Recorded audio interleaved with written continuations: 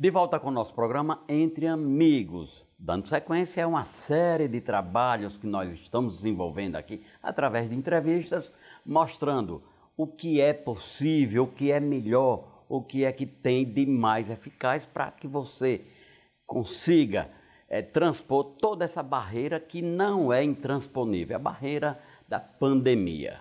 Dr. Cláudio está aqui mais uma vez para que abordemos temas que são de relevância, principalmente nesse período de pandemia. Dr. Cláudio, sabemos que diversas vacinas, diversos países desenvolveram as suas vacinas e que já estão sendo aplicadas em vários países do mundo. Os Estados Unidos, a Índia, a China, Canadá, enfim.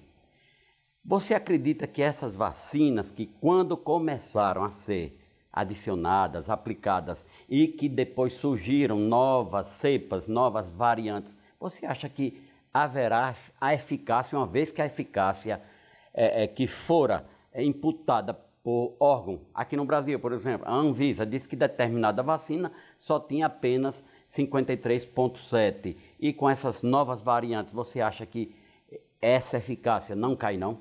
Muito boa pergunta, Rodrigo, atual e que é importante para esse momento. E aí vamos ao seguinte, a história, gente, a história ensina. Então vamos um pouquinho falar sobre a história do coronavírus. História breve. Quando iniciou a pandemia, toda a população assustada, eu me preocupei em dar uma olhada, li em alguns locais, sobre a questão de coronavírus. Coronavírus, não o Covid-19, os outros coronavírus. E no Brasil, parece-me que nos últimos 10 anos, houve a passagem já registrada e confirmada de umas 4 variantes de coronavírus antes do Covid-19, com menor letalidade, com menor taxa de contágio, e que passou despercebido pela mídia, não foi notícia. Mas a gente já teve infecções anteriores no Brasil e sempre tivemos, como temos da influenza, tem de coronavírus. Coronavírus não é algo novo, ele existe, causa gripe há muito tempo, e já tivemos no Brasil. Então, o que é que acontece? Para responder sua pergunta, entender um pouquinho da história. Então, esses coronavírus que passaram pelo Brasil nos últimos 10 anos, eles geraram uma resposta imunológica em parte da população. E essa resposta imunológica, ela tem uma eficácia sobre o Covid-19. Se não tivesse, nós não teríamos essa quantidade imensa de pessoas assintomáticas. Quando nós temos aquelas pessoas que tiveram contato com o Covid-19, mas não tiveram sintomas, não tiveram a doença, aquelas pessoas que não manifestaram, que é uma maioria, é porque muitas delas já têm anticorpos dos coronavírus anteriores. Isso, então, dos anteriores. E esses anticorpos anteriores deu a chamada reação cruzada, imunidade cruzada. Então, os anticorpos para as versões dos coronavírus antigos, antes do Covid-19, servem para o Covid-19. Eu estou refalando isso para fazer uma analogia. Então, certamente, os anticorpos feitos para o Covid-19, tanto na forma de vacina, certo, gente?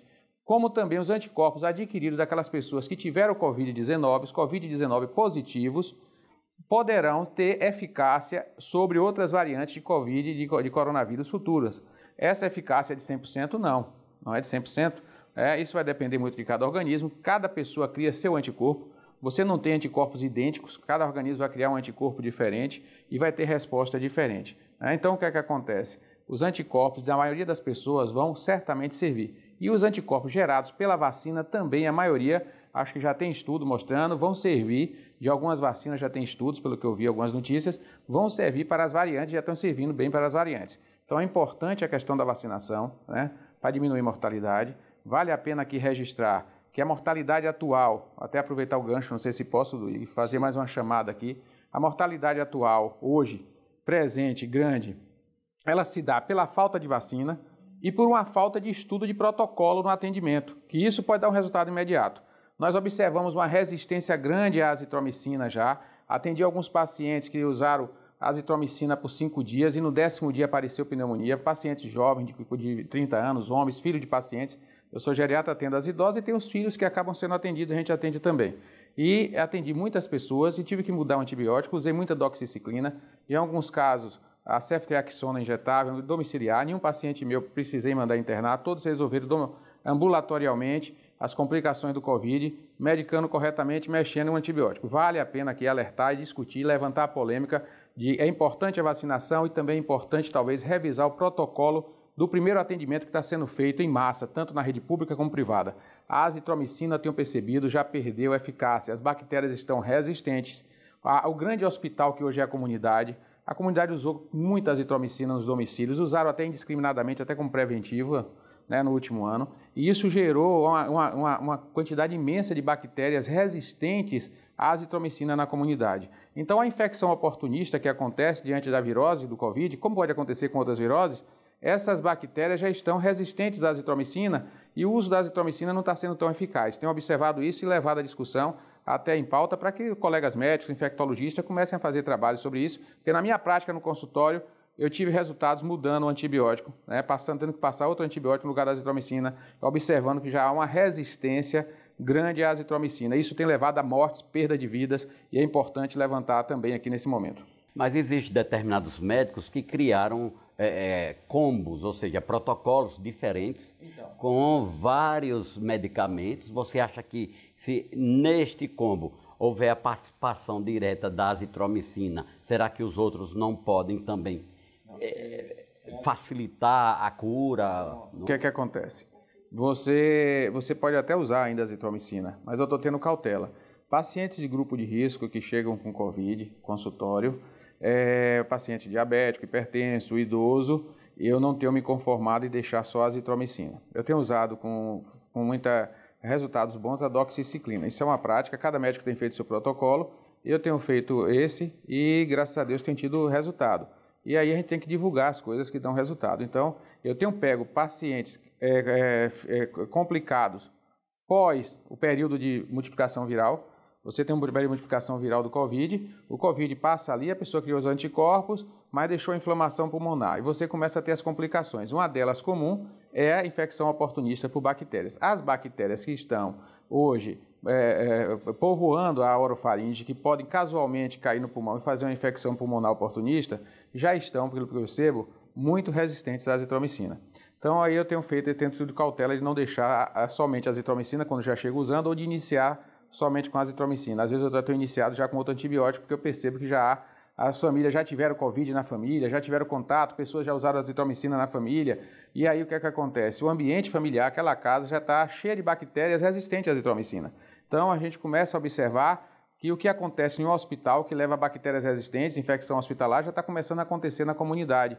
Temos bactérias na comunidade, né, vai ser no balcão da padaria, no balcão da farmácia, em qualquer local que você vá. Né? Então, o que acontece? A gente já observa que pode estar havendo um grande crescimento de bactérias resistentes à azitromicina. Né? Porque isso cai, esse antibiótico em grande escala utilizado está indo para os esgotos, para as ruas, as pessoas utilizam de forma indiscriminada e a gente observa que o ambiente já pode estar começando a ficar cheio de bactérias resistentes à azitromicina. Então, vale aqui, além da vacina, que é importantíssima, e respondendo a sua pergunta, a vacina vai ter eficácia sim, o percentual merece estudo, mas vai ter eficácia contra variantes, sim, pelo histórico do coronavírus que nós falamos no início, né? Se os coronavírus anteriores houve a existência de reação de imunidade cruzada para o Covid atual, certamente a vacina atual vai ter imunidade cruzada e vai pegar as variantes também. O percentual dessa eficácia vai ser diferente, mas isso vai ter certamente, tanto quem teve Covid-19, Covid positivo, já tem uma imunidade forte para as novas variantes, como quem tomar vacina também já vai ter uma imunidade forte para as variantes. É importante manter também o sistema imunológico eficiente, que a gente já discutiu aqui no programa. Fazer o isolamento, uso da máscara, uso do álcool, cuidado com as mãos, não tocar mucosa, muito cuidado com isso.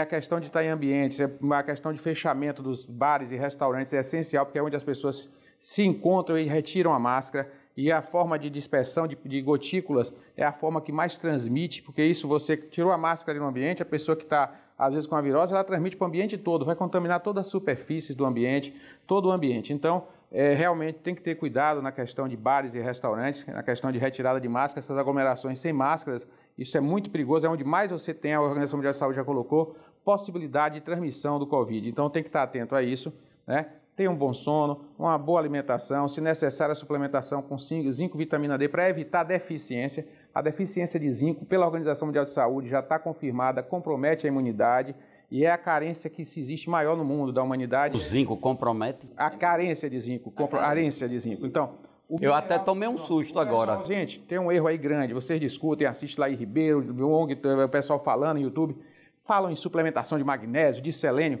Gente, na prática médica, a medicina, ciência verdadeira, bem feita, o mineral que maior carência existe na humanidade é de zinco. Você fazendo, se você for em um consultório, peça ao doutor médico para pedir a dosagem de zinco, você vai ter uma surpresa.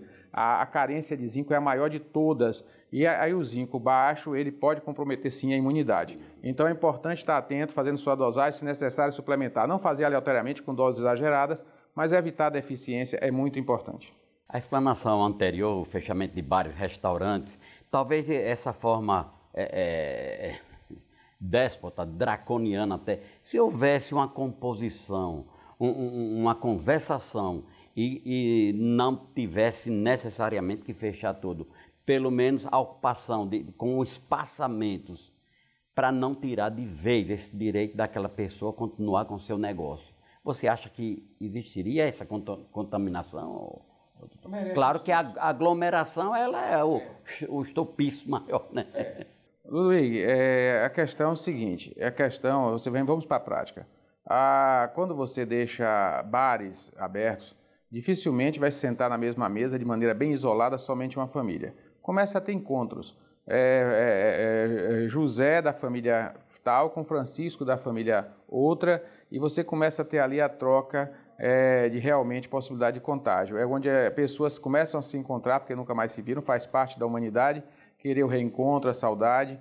E nesses momentos que se reencontra num local e que te retira a máscara, há a possibilidade de transmissão sim. Nós estamos com um índice de mortalidade alto e nós temos que ser práticos.